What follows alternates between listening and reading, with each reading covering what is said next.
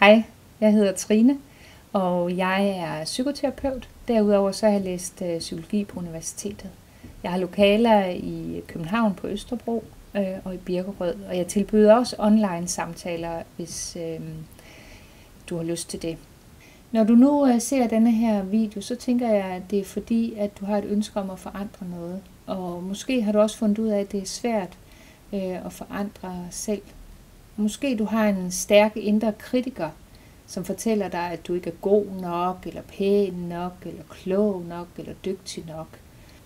Det kan være, at du går rundt med en evig dårlig samvittighed over, at du ikke gjorde nok, eller dårlig samvittighed over det, du gjorde, eller måske gjorde du ikke nok.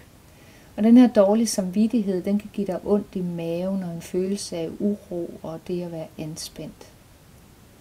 Det kan være, at du er meget opmærksom på, hvordan andre folk de opfatter dig og er bange for at træde ved siden af. Og det kan gøre, at du er meget på overarbejde, når du er ude i sociale rum. Måske er du bekymret for, om folk i bund og grund gerne vil dig, om du betyder nok for folk.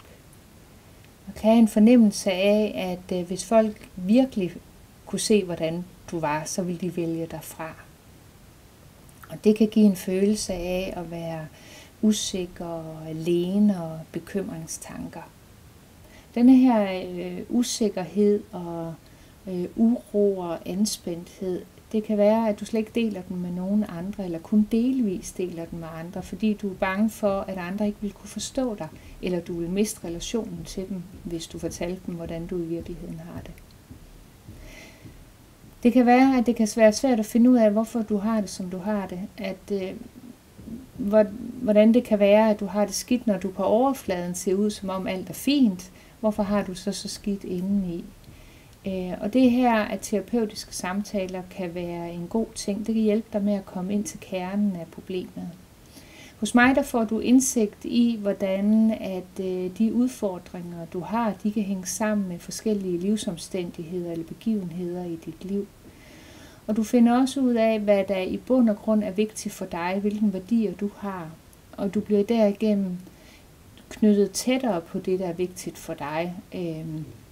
Og det kan gøre, at du står stærkere i dig selv, at det bliver nemmere for dig at vælge til og fra i dit liv. Det kan virke grænseoverskridende og skulle åbne op for noget, som er meget personligt og måske også sårbart. Men du skal vide, at det er dit rum, og det er dig, der bestemmer, hvad vi skal tale om. Det er ikke sådan, at du skal have bestemt på forhånd, hvad vi skal tale om. Det finder vi ud af sammen, når vi mødes. Så finder vi en vej, der giver mening for dig og hjælpsom for dig. Kemien betyder rigtig meget for, om et forløb bliver godt, og derfor så er der også mulighed for at komme til en forsamtale, hvor at du vurderer, om du har lyst til at gå videre. Under alle omstændigheder, så ønsker jeg dig al mulig held og lykke. Og måske du har en fornemmelse af, at det her det kunne være noget for dig, så håber jeg at høre fra dig. Hej hej.